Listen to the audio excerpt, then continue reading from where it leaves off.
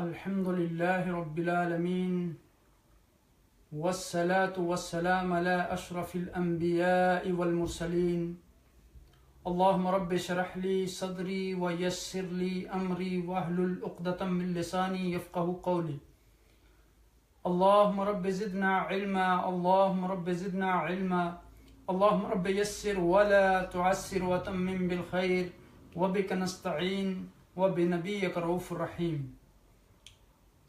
اللہ پاک کی حمد و ثنا اور آقائے دو جہاں نبی مکرم تاجدار عرب و عجم کی ذات گرامی پر درود و سلام کے بعد اللہ سبحانہ و تعالیٰ کا احسان عظیم ہے کہ اس نے ایک بار پھر ہمیں یہ موقع عطا فرمایا کہ ہم اللہ کی کتاب سمجھنے کے لیے مل بیٹھیں، اس کو پڑھیں، اس کو سمجھیں اور اس پر عمل کریں اور اس کا پیغام دوسرے لوگوں تک پہنچائیں۔ اللہ کریم سے دعا ہے کہ وہ ہمیں قرآن حکیم کو صحیح طریقے سے سمجھنے، پڑھنے، عمل کرنے اور دوسرے لوگوں تک اس کا پیغام پہنچانے کا ذریعہ بنائے۔ سب سے بہتر قرآن آقائے دو جہاں نبی مکرم تاجدار عرب و عجم کی ذات گرامی نے سمجھا، سب سے بہتر آپ صلی اللہ علیہ وسلم نے ہی قرآن میں تدبر کیا، سب سے بہتر آپ نے ہی صلی اللہ علیہ وسلم نے ہی قرآن کو واضح کیا، سب سے بڑھ کر قرآن کی تعلیم دینے والے آپ صلی اللہ علیہ وسلم تھے، سب سے بڑھ کر اللہ علیہ وسلم تھے۔ اسی لیے قرآن نے آپ صلی اللہ علیہ وسلم کو انسانیت کے لیے اسوہ حسنہ ٹھہرایا۔ لقد کان اللہ پاک قرآن پاک میں ارشاد فرماتے ہیں کہ ان اللہ وملائکتہ یصلون علی النبی یا ایھا الذین آمنوا، اور اس کے ملائکہ نبی صلی اللہ علیہ وسلم پر درود بھیجتے ہیں۔ اے لوگو جو ایمان لائے ہو، تم بھی ان پر درود و سلام بھیجو۔ اس کے بعد انشاءاللہ آج ہمارے درس کا جو موضوع ہے وہ قرآن حکیم فرقان حمید کی سورہ بقرہ کی آیات نمبر 21 اور 22، دو آیات ہیں جن پر آج ہم گفتگو کریں گے۔ اس سے پہلے کہ ہم ان آیات کی تلاوت کریں اور پھر ان آیات کا ترجمہ اور ان کو سمجھنے کی کوشش کریں، ذرا ہم تھوڑا سا پچھلے دروس کا جائزہ لے لیتے ہیں۔ آپ کے ذہن میں یہ بات ہوگی کہ اس سے پہلے ہم نے جو دو رکوع ختم کیے ان میں 3 گروہوں کا تعلق تھا، اور سورہ فاتحہ میں بھی ہم نے 3 قسم کے گروہ جو ہیں، 3 گروہوں کا وہاں بھی تذکرہ پڑھا تھا، 3 قسم کے لوگوں کے بارے میں پڑھا تھا۔ انعمت علیہم غیر المغضوب علیہم ولا الضالین، اور پھر یہاں اس کے بعد متقین، مفلحون، اور پھر کافرین، کفار، اور پھر منافقین، یہاں بھی 3 قسم کے لوگوں کا ہم نے تذکرہ پڑھا۔ تو آج دیکھیں کہ وہاں تصویر کا رخ ایک تھا جو 3 قسم کے گروہ کے بارے میں 3 مختلف تصاویر تھیں وہاں۔ آج تصویر کا رخ جو ہے وہ پوری انسانیت کی طرف پھر رہا ہے۔ جب ان 3 قسم کے لوگوں کا تذکرہ کر دیا گیا تو اس کے بعد رب کائنات نے پوری انسانیت کو دعوت دی کہ اب اس کی کلام پاک کی طرف جو ہے آپ کے لیے کھلی دعوت ہے کہ آپ اللہ کی عبادت کریں۔ پوری انسانیت سے کہا جاتا ہے کہ وہ ان 3 تصاویر میں سے سیدھی اور شریفانہ اور خاص، پاک، خالص، سرگرم عمل اور نفع بخش اور ہدایت یافتہ اور کامیاب تصویر جو ہے یعنی متقین کی تصویر کو اختیار کر لیں۔ ایک وہاں سب سے پہلے मुत्तकीन का तस्करा था, फिर कुफार का तस्करा था, फिर मुनाफिकीन का तस्करा था। तो रब्बे कायनात ने कहा कि सबसे पहले इसलिए मुत्तकीन का तस्करा किया गया कि हमें दावत दी गई कि ये मुत्तकीन का जो रास्ता है ये मुफलिहून का रास्ता है, ये कामयाब लोगों का रास्ता है, ये सक्सेसर्स का रास्ता है। इसलिए आप इस रास्ते को अपनाएं। और फिर दूसरी कुफार के बारे में जो वहां उनकी क्वालिटीज और खुसूसियात बयान की गई, उनसे हमें सबक लेना होगा। चूंकि अल्लाह सुब्हानहू तआला ने उनके कानों पर, उनके आंखों पर, उनके दिलों में मोहर लगाई और उनकी आंखों के ऊपर पर्दा है। तो अगर हम इन अज़ा को जो अल्लाह सुब्हानहू तआला ने हमें नेमत के तौर पर दिए, इनको सही तौर पर इस्तेमाल नहीं करेंगे तो रब्बे कायनात ये नेमतें हमसे छीन सकता है। इसलिए रब्बे कायनात ने अगर हमें ज़बान दी है तो इस ज़बान को हक के लिए इस्तेमाल करें। अगर आपको आंखें दी हैं तो अल्लाह की निशानियों को देखकर उसकी ज़ात बारी को, उसके निशानियों को कबूल करें, उसमें गौर और तदब्बर करें। अल्लाह की ज़ात पर ज़्यादा आपका तवक्कुल होना चाहिए, यकीन होना चाहिए और ईमान में आप और ज़्यादा पुख्ता होना चाहिए। और फिर रब्बे कायनात ने ये जो आपको दिल दिया है, इस दिल को अल्लाह सुब्हानहू तआला की मोहब्बत के लिए इस्तेमाल करें। इस दिल को अल्लाह सुब्हानहू तआला के जिक्र के लिए इस्तेमाल करें। इस दिल में हज़ूर नबी अकरम सल्लल्लाहु अलैहि वसल्लम की मोहब्बत रखें। अब देखें कि आकाए दो जहां नबी मुकर्रम ताजदार अरब व जम की ज़ात ग्रामी ने यह इरशाद फरमाया कि इन्नल्लाह ला यंजुरु इला सुवरिकुम वला इला अशकालिकुम वलाकिन यंजुरु इला कुलूबिकुम व आमालिकुम, कि अल्लाह सुब्हानहू तआला ना आपकी शक्लों की तरफ देखते हैं, ना आपके चेहरों की तरफ देखते हैं, बल्कि जिस चीज की तरफ अल्लाह सुब्हानहू तआला देखते हैं वो आपके दिल हैं, आपके दिलों का तकवा है, आपकी इंटेंशन है, आपकी नीयत है। ला यनालुल्लाह लुहुमुहा वला दिमाउहा वलाकिन यनालुहु तकवा। अल्लाह सुब्हानहू तआला को आपकी कुर्बानियों का गोश्त नहीं पहुंचता, बल्कि उसको जो चीज पहुंचती है वो तकवा है आपका। ना गोश्त पहुंचता है ना खून पहुंचता है। तो आप देखें कि आज की आयात जो हमने पढ़नी है इनको तिलावत कर लेते हैं, उसके बाद हम इंशाअल्लाह फिर इस तरफ वापस आते हैं। अऊज़ु बिल्लाहि मिनश शैतानिर रजीम, बिस्मिल्लाहिर रहमानिर रहीम। या अय्युहन नास उअ्बुदू रब्बकुमुल्लज़ी खलक़कुम वल्लज़ीन मिन क़ब्लिकुम लअल्लकुम तत्तक़ून। الذي جعل لكم الأرض فراشا والسماء بناء وأنزل من السماء ماء فأخرج به من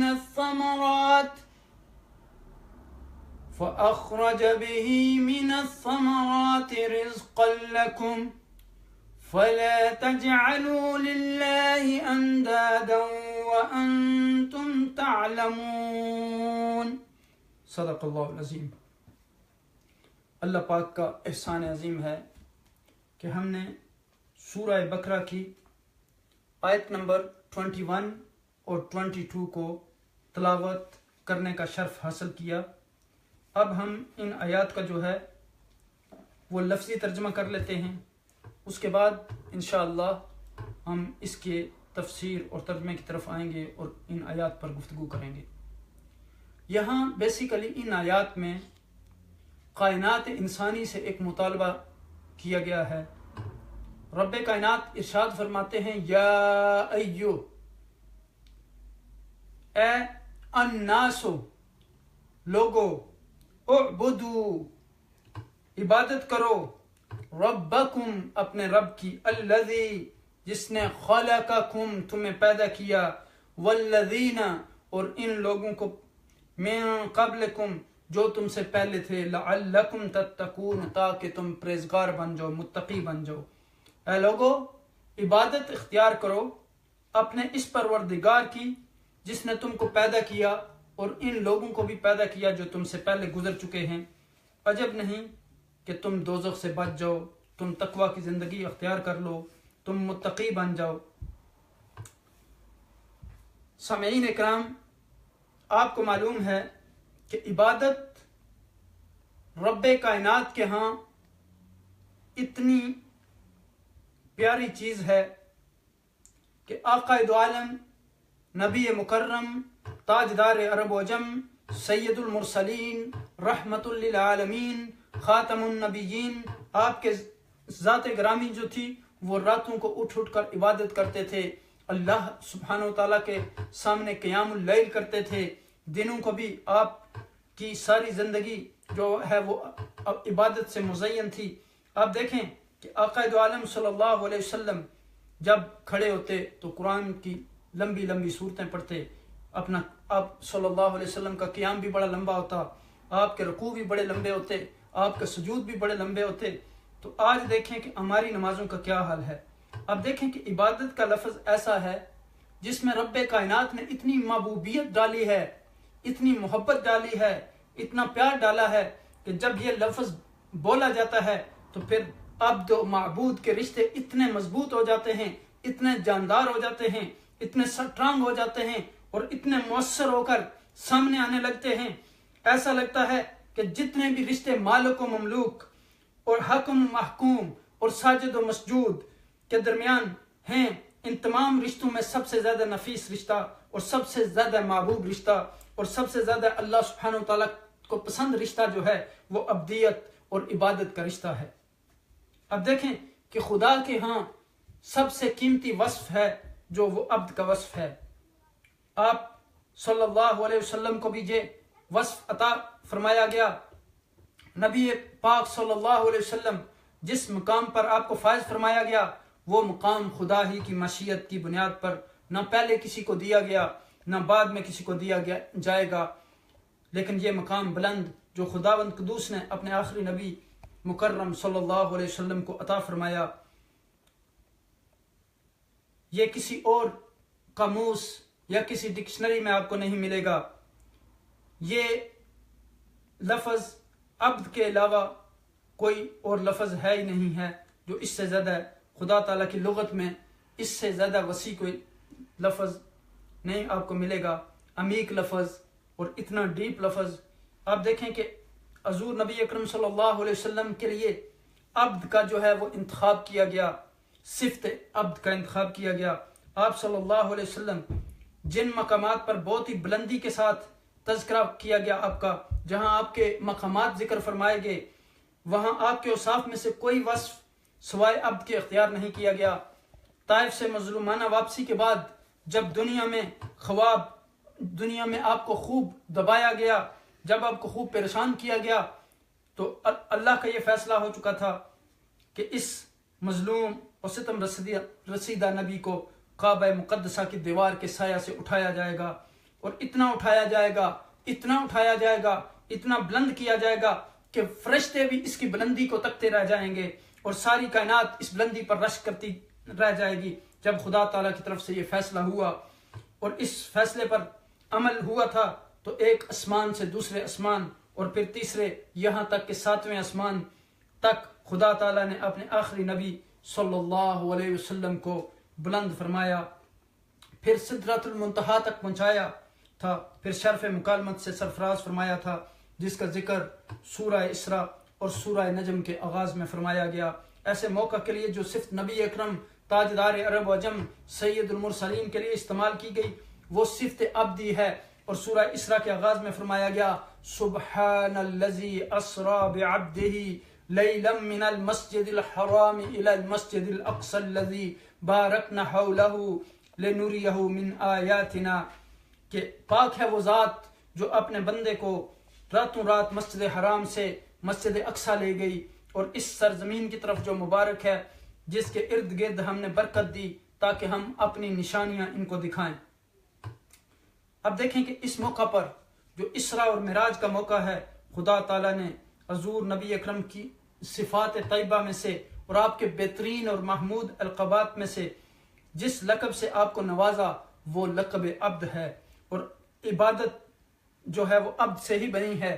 عبد کے معنی بندہ کے ہیں، عبد کے معنی غلام کے ہیں، عبد کے معنی محبوب کے ہیں، عبد کے معنی محب کے ہیں، عبد کے معنی فانی فی اللہ کے ہیں، عبد کے معنی خدا تعالیٰ میں مستغرق انسان کے، یہ سارے ہی معنی عبد کے اندر موجود ہیں۔ سبحان الذی اسرا بعبدہ، پاک ہے وہ ذات جو اپنے بندے کو لے کر گئی. اور پھر سورہ نجم میں فرمایا کہ والنجم اذا ہوا ما ضل صاحبكم وما غوى وما ينطق عن الهوى ان هو الا وحي يوحى علمه شديد القوى ذو مرة فاستوى وهو بالافق الاعلى ثم دنا فتدلى فكان قاب قوسين او ادنى فاوحى الى عبده ما اوحى.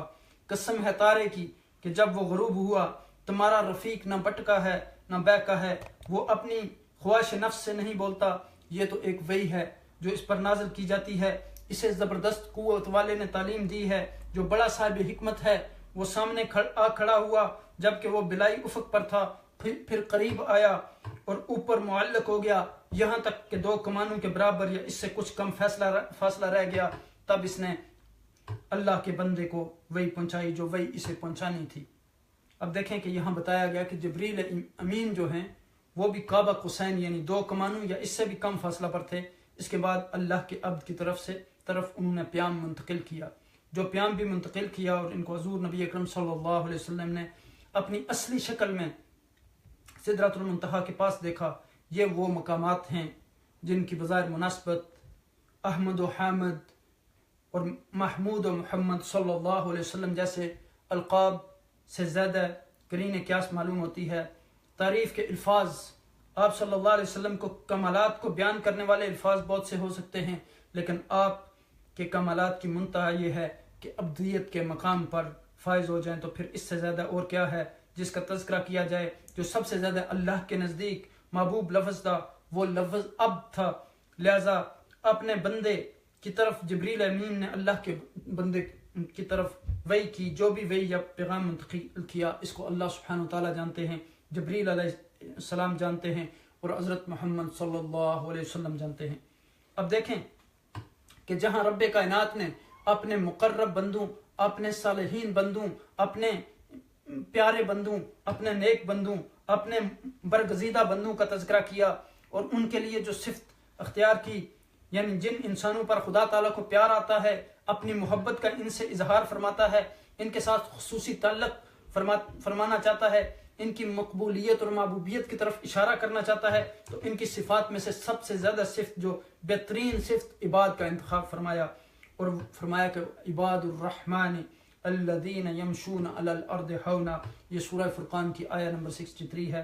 اور رحمان کے بندے جو زمین پر تواضع کے ساتھ چلتے ہیں. اور پھر من تواضع للہ رفع اللہ، جو تواضع کے ساتھ چلتا ہے، پھر تواضع اختیار کرتا ہے تو پھر اللہ سبحانہ وتعالیٰ اسے مزید بلندیاں عطا کرتے ہیں.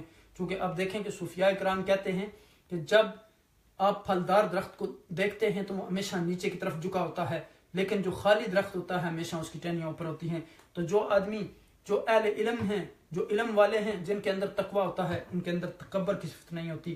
پھر آپ دیکھیں کہ خدا تعالیٰ گنہگاروں، مجرموں اور خطا کاروں پر بھی اپنی رحمت برساتا ہے اور یہ کہنا چاہتا ہے کہ انسانوں آپ مایوس نہ ہو، میری رحمت بہت وسیع ہے. اللہ تعالیٰ یہ ارشاد فرماتے ہیں یا عبادی الذین اسرفوا علی انفسہم لا تقنطوا من رحمت اللہ ان اللہ یغفر الذنوب جمیعا انہ هو الغفور الرحیم. یہ سورہ زمر کی ورس نمبر 53 ہے کہ اے میرے بندو جنہوں نے اپنے اوپر ظلم کیا، زیادتی کی، خطائیں کی، جرائم کیے اور گناہ کیے، تم اللہ کی رحمت سے مایوس نہ ہونا. اللہ تمام گناہ معاف فرما دیتا ہے.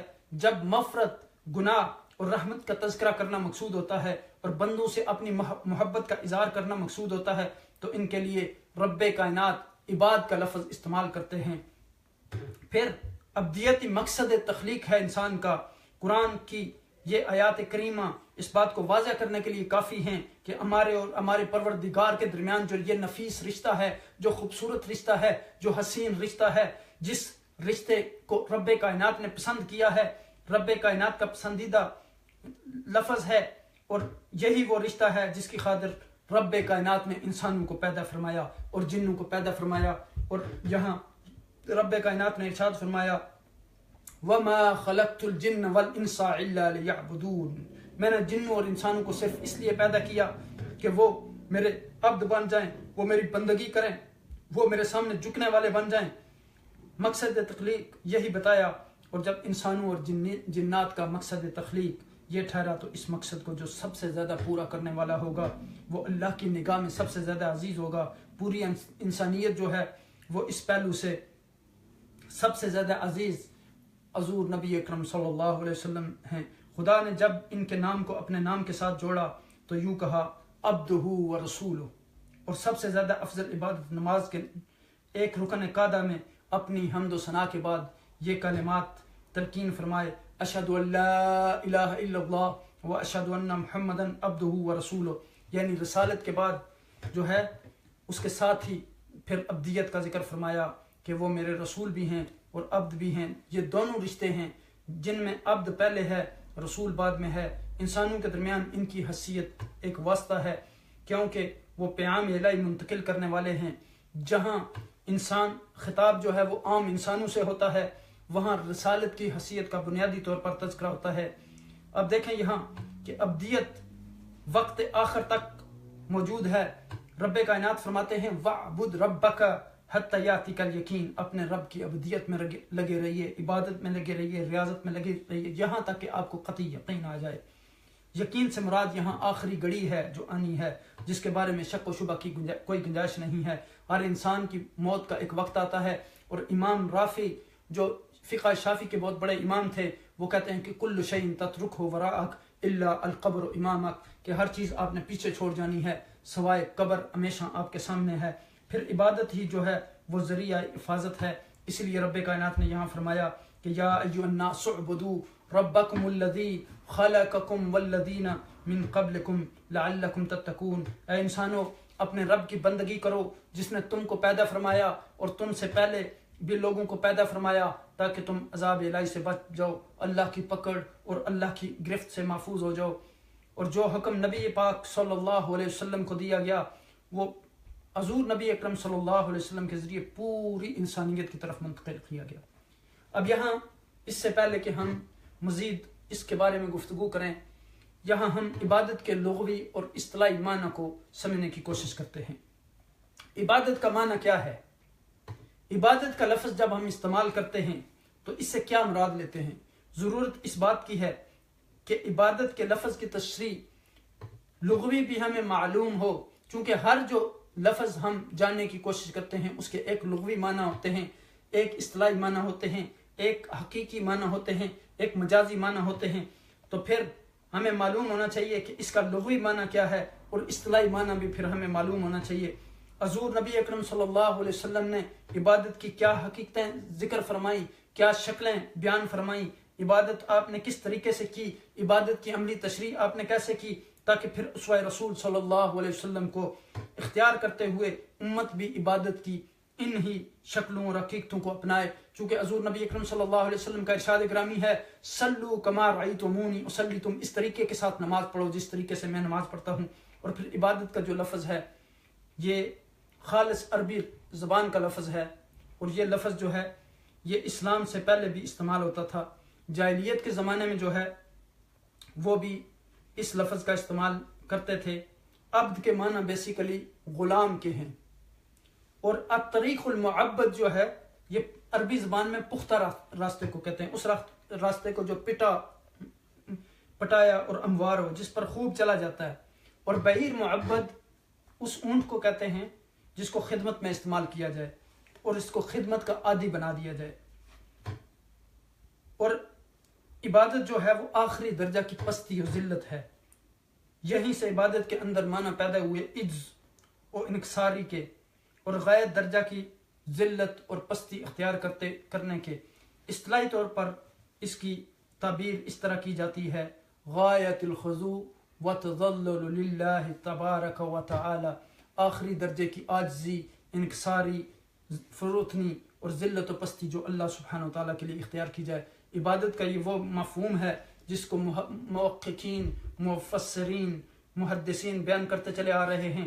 جمہور مفسرین اس بات پر متفق ہیں کہ عبادت کے معنی غایت الخضوع و غایت التذلل کے ہوتے ہیں، آخری درجے اور انتہائی درجے کی عاجزی، مسکنت، بیچارگی اور ذلت اللہ کے سامنے اور اللہ کے لیے اختیار کرنا۔ اور پھر عبادت صرف اللہ سبحانہ وتعالیٰ کی. امام علوسی نے فرمایا کیونکہ عبادت جو ہے وہ آخری درجے کی ذلت و خشوع و خضوع کو کہا جاتا ہے، اور اس آخری درجے کے خضوع و انقیاد کا حق صرف اللہ تعالیٰ کا ہے. اللہ تعالیٰ کے سوا کوئی بھی اس کا مستحق نہیں، اس لیے عبادت صرف اللہ سبحانہ وتعالیٰ کی ہو سکتی ہے. اللہ کی ذات کے علاوہ کوئی بھی عبادت کا مستحق نہیں ہے. پھر آپ دیکھیں کہ سورہ فاتحہ میں بھی لفظ عبادت جو ہے، عبادت کا یہ مفہوم فی الحقیقت قرآن پاک کی بہت ساری آیات سے ہی ماخوذ ہے. قرآن پاک کی سب سے پہلی سورت سورہ فاتحہ میں جو ہم نے پڑھا تھا اور جو پورے قرآن کے خلاصہ پر مشتمل ہے، بلکہ وہ قرآن کا مقدمہ اور تمہید ہے. مضامین قرآن کو سورہ فاتحہ میں اس طرح سمیٹ دیا گیا کہ جس طرح دریا کو کوزے میں بند کر دیا جاتا ہے، اس سورہ میں بندے کی زبان سے یوں کہلوایا گیا، ایاک نعبد و ایاک نستعین، اے رب کائنات، اے پروردگار، اے ہمارے مالک، ہم تیری بندگی کرتے ہیں اور صرف تجھ سے مدد چاہتے ہیں. نعبد جو ہے یہ عبادت ہی سے جمع متکلم کا صیغہ ہے. اس میں اس مفہوم کو بندوں کی زبان سے ادا کر دیا گیا. اے اللہ، اے رب کائنات، اے مالک، ہم تیرے سامنے ایک عاجز غلام کی حیثیت رکھتے ہیں اور تیری بندگی کا کلادہ اپنی گردن میں ڈالے ہوئے ہیں، اور یہی اللہ تعالیٰ کے فرمان کے مطابق مقصد تخلیق و جن و انس ہے. جیسے میں نے ابھی یہ آیا کریمہ آپ کے سامنے پڑھی کہ وما خلقت الجن والانس الا لیعبدون، میں نے جنوں اور انسانوں کو صرف اس لیے پیدا کیا کہ وہ میری بندگی کریں. اور عبادت اور محبت جو ہے، عبادت کے معنی مکمل سپردگی کے ہیں، عبادت کے معنی طاعت کے ہیں، اور اللہ کے سامنے جھک جانے اور اپنے آپ کو کلی طور پر اس کے حوالے کر دینے کے ہیں کہ نافرمانی، بغاوت اور سرکشی کا کوئی شبہ بھی باقی نہ رہ جائے. اللہ کے ساتھ ایسا تعلق قائم ہو جائے جو مالک و مملوک، حاکم و محکوم، طالب و مطلوب، ساجد و مسجود کا ہوتا ہے، بلکہ اس سے بھی بڑھ کر محب و محبوب کا ہوتا ہے. علامہ ابن کثیر صاحب تفسیر ابن کثیر فرماتے ہیں کہ عبادت کے لفظ میں غایت خضوع کے ساتھ غایت محبت کے بھی معنی ہیں، یعنی اللہ کی اطاعت میں بے پناہ محبت کے جذبہ سے ہو. اللہ کی اطاعت صرف اس حیثیت سے نہیں کہ وہ حاکم ہے، وہ جبار ہے، وہ قہار ہے، اس حیثیت سے نہیں کہ اس کی گرفت بڑی سخت ہے، صرف اس حیثیت سے نہیں کہ ہم اس کی عبادت نہیں کریں گے تو وہ ناراض ہو جائے گا، صرف اس حیثیت سے نہیں کہ رب کائنات اس کائنات میں مکمل تصرف و اختیار رکھتا ہے، اس لیے چار و ناچار ہم اس کے سامنے جھکنے پر مجبور ہیں، بلکہ اس سے ہٹ کر اللہ کی بے پناہ محبت کے ساتھ اس کی اطاعت و بندگی کی جائے، اس محبت کی بنیاد پر اس کے سامنے سر جھکا دیا جائے. یہ عبادت کی روح اور عبادت کی جان ہے. عبادت صرف اسی کا نام نہیں کہ اللہ تعالیٰ کی اطاعت جبر و قہر کے ماحول میں کی جائے، مجبوری کے ماحول میں اللہ کی بندگی عبادت نہیں، وہ معبود بھی ہے اور محبوب بھی. اب دیکھیں کہ یہاں رب کائنات نے یہ ارشاد فرمایا کہ یا ایھا الناس اعبدوا ربکم الذی خلقکم والذین من قبلکم لعلکم تتقون. یہ بیسیکلی لعلکم کا لفظ جو ہے یہ اس وقت استعمال کیا جاتا ہے جب کسی کام کا نتیجہ پیدا ہونے کی قوی امید ہو، اور پھر تتقون سے مراد یہاں یہ ہے کہ تم متقی پرہیزگار بن جاؤ. اور متقین اور تتقون اور تقوی ایک ہی لفظ ہیں. اور پھر کہا کہ الناس لوگو، یا ایھا الناس کہہ کر مخاطب فرمایا اعبدوا، عبادت کرو. عبد جو ہے اس سے مراد یہ ہے کہ اللہ تعالیٰ کے حکم کو عاجزی اور ادب کے ساتھ ماننا. اطاعت اور فرمانبرداری بھی اسے کہتے ہیں، جیسے نماز ہے، روزہ ہے، حج اور زکوٰۃ عبادت کے ضروری حصہ ہیں، لیکن عبادت انہی چیزوں پر ختم نہیں ہوتی. اب پھر اس کے بعد تقوی کے اصول کا اس آیہ کریمہ میں ذکر کیا گیا. جیسا کہ ہم نے قرآن کے شروع میں تقوی کے بارے میں پڑھا تھا، تو اب یہ رب کائنات نے ان 3 گروہوں کا ذکر کرنے کے بعد یہاں پھر پوری انسانیت کو یہ دعوت دی کہ وہ اللہ سبحانہ و تعالیٰ کی عبادت کریں. اور کیوں اس کی عبادت کریں؟ کہ اس نے تمام لوگوں کو پیدا کیا، ان کو بھی پیدا کیا اور ان سے پہلے جو لوگ تھے ان کو بھی پیدا کیا. پھر فرمایا کہ الذی، جس نے جعل بنا دیا لکم الارض، زمین کو تمہارے لیے، فراشن بچھونا، فرش، والسماء اور اسمان، بناء چھت، وانزل اور اتارا، من السماء اسمان سے، ماء پانی، فاخرج اور نکالا، بہی اس سے، من الثمرات پھل، رزقا لکم غذا کو روزی تمہارے لیے، فلا تجعلوا سو نہ ٹھہراؤ، للہ اللہ کے لیے، اندادن مقابل، وانتم تعلمون اور تم جانتے ہو۔ یعنی وہ ذات پاک ایسی ہے کہ جس نے تمہارے لیے زمین کو جو ہے فرش اور آسمان کو چھت، اور برسایا آسمان سے پانی، پھر پردہ عدم سے نکالا بذریعہ اس پانی کے پھلوں کی غذا کو تم لوگوں کے واسطے، پس اب تو مت ٹھہراؤ اللہ کے مقابل اور تم جانتے بوجھتے ہو۔ اب یہاں دیکھیں کہ اس آیہ کریمہ میں بتایا گیا کہ فراشن یعنی فرش، وہ چیز بچھا دی گئی، یعنی کتنی بڑی اللہ کی طرف سے انسانوں کے لیے نعمت ہے کہ اس زمین کو بچھا دیا گیا۔ اگر یہ سخت ہوتی، ٹھوس ہوتی، تو ہم اس پر قدم نہ رکھ سکتے اور چل پھر نہ سکتے۔ ہموار ہونے کے لیے یہ ضروری نہیں کہ وہ مستطیل ہو یا مربع ہو، بلکہ ایک بڑی گول شکل بھی فرش کا کام دے سکتی ہے۔ اندادن یہ لفظ ند کی جمع ہے، جو عربی میں مثل و مشابہ کے معنوں میں آتا ہے، اور پھر مخالف اور مد مقابل کے معنوں میں بھی آتا ہے۔ چنانچہ انداد کے معنی مخالف اور موافق دونوں کے ہو سکتے ہیں۔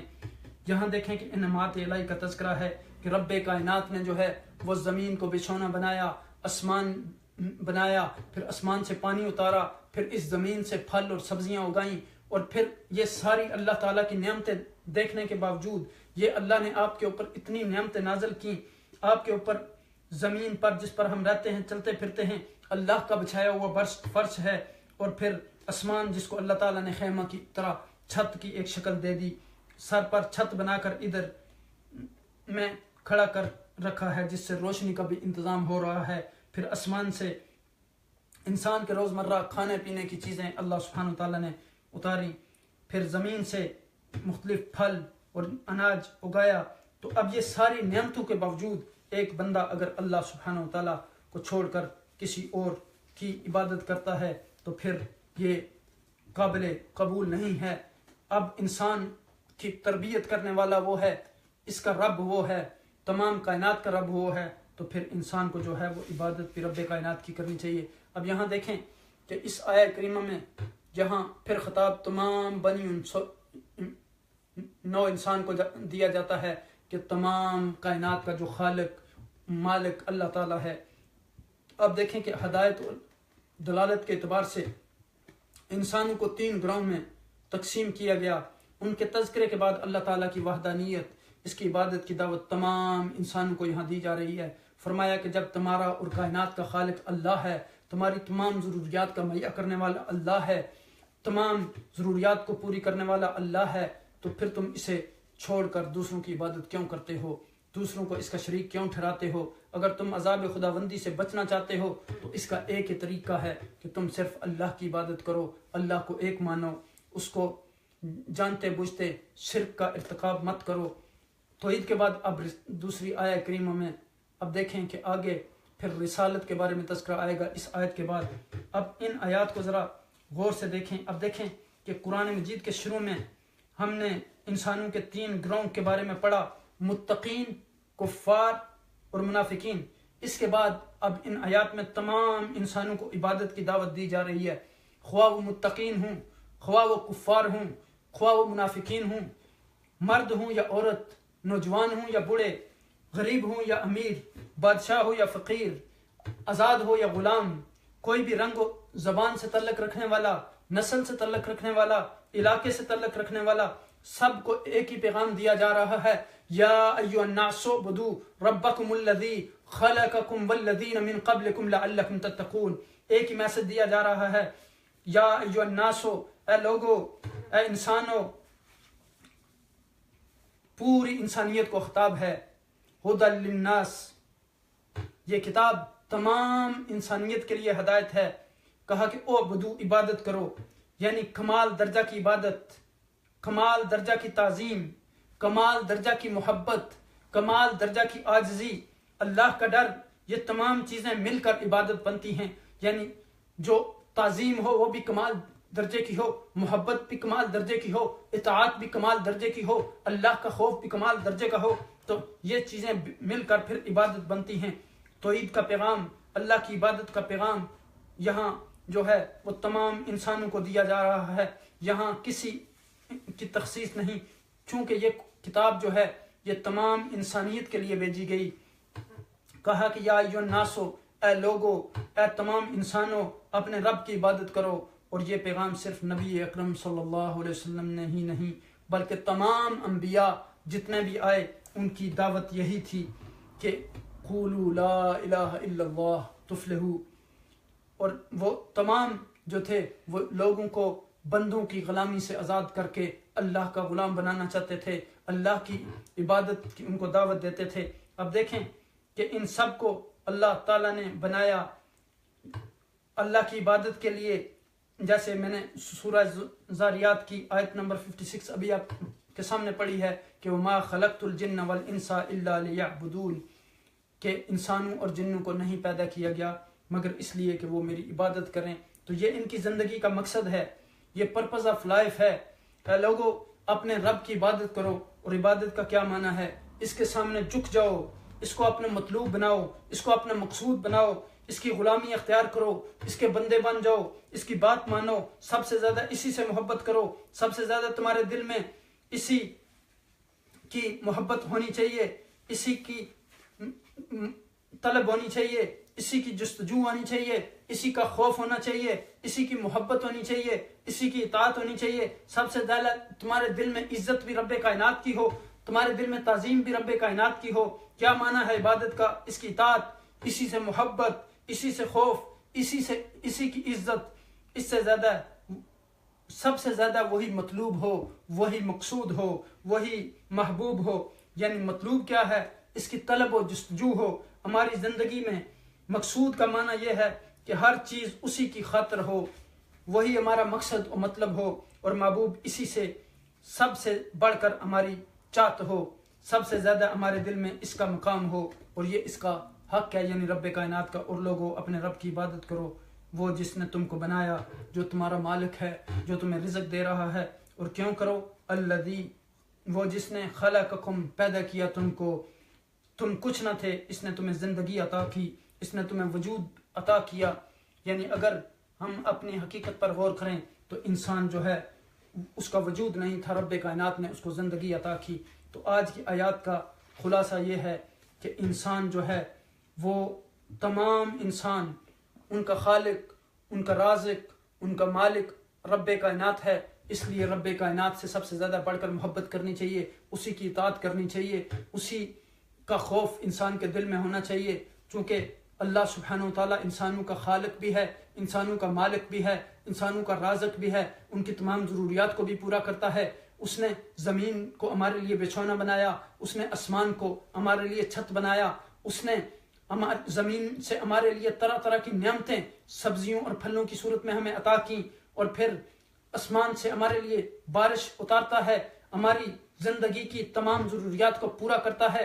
ہمیں صحت کی نعمت دی ہوئی ہے، ہمیں اولاد دیتا ہے، ہمیں والدین کی صورت میں مختلف نعمتیں عطا کی ہوئی ہیں، ہمیں علم کی دولت سے نوازتا ہے، ہمیں مال و دولت دیتا ہے. تو پھر وہ رب کہ جس نے انسان کو اتنی نعمتیں دی ہوں اور پھر وہ خالق بھی ہو، تو پھر اس کے علاوہ عبادت کا کوئی اور مستحق ہو ہی نہیں سکتا. عبادت صرف اللہ سبحانہ تعالیٰ کی ہوتی ہے. اللہ سبحانہ تعالیٰ سے دعا ہے کہ وہ ہمیں ان آیات مبارکہ پر عمل کرنے کی توفیق عطا فرمائیں اور ہمیں صحیح معنوں میں عبد بننے کی توفیق عطا فرمائیں اور صحیح معنوں میں عبادت کرنے کی توفیق عطا فرمائیں. کیونکہ عبادت جو ہے یہ اس کے بغیر انسان اللہ کے قریب نہیں ہو سکتا. عبادت صرف یہی نماز نہیں ہے، عبادت جانی عبادات بھی ہیں، مالی عبادات بھی ہیں.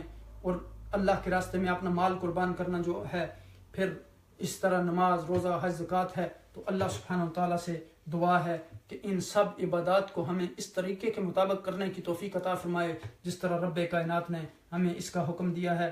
رب کائنات سے دعا ہے کہ آپ سب حضرات کو رب کائنات قرآن پاک کے نور سے منور فرمائیں، آپ کی زندگیوں کو حضور نبی اکرم صلی اللہ علیہ وسلم کی محبت سے مزین فرمائیں. آپ میں سے جو کوئی اگر بیمار ہے تو اس کو شفائے کاملہ و عاجلہ عطا فرمائیں، اگر قرض دار ہے تو اس کا قرضہ رب کائنات اپنے خزانہ غیب سے ادا کرنے کی تدبیر فرمائیں، اور اگر کوئی بے اولاد ہے تو اسے اولاد صالح عطا فرمائیں. اور جو بے علم ہیں یا رب ان کو علم عطا کر، جو بے نمازی ہیں ان کو نمازی بنا دے. یا الہی جو مسلمان مظلوم ہیں جہاں جہاں بھی تمام امت مسلمہ کے حال پر رحم و کرم فرمائے. ہم اگلی نشست میں اس آیہ کریمہ سے شروع کریں گے. وَإِن كُنتُمْ فِي رَيْبٍ مِّمَّا نَزَّلْنَا عَلَىٰ عَبْدِنَا ورس نمبر 23 سے. اللہ سبحانہ وتعالیٰ ہماری اس جہد کو قبول فرمائے، اور اگر کوئی اس میں ہم سے غلطی کوتاہی ہو تو رب کائنات اپنی رحمت کے ذریعے اس کو معاف فرمائیں، اور ہمیشہ قرآن کی محبت اور قرآن کی مجالس میں ہمیں بار بار بیٹھنے کی توفیق عطا فرمائیں، قرآن سننے کی توفیق عطا فرمائیں، قرآن پڑھنے کی توفیق عطا فرمائیں، اور قرآن کو یاد کرنے کی توفیق عطا فرمائیں، اور قرآن کو اپنے گھروں میں اپنا دستور بنانے کی توفیق عطا فرمائیں. جزاکم اللہ خیر وما علینا الا البلاغ. السلام علیکم ورحمۃ اللہ وبرکاتہ.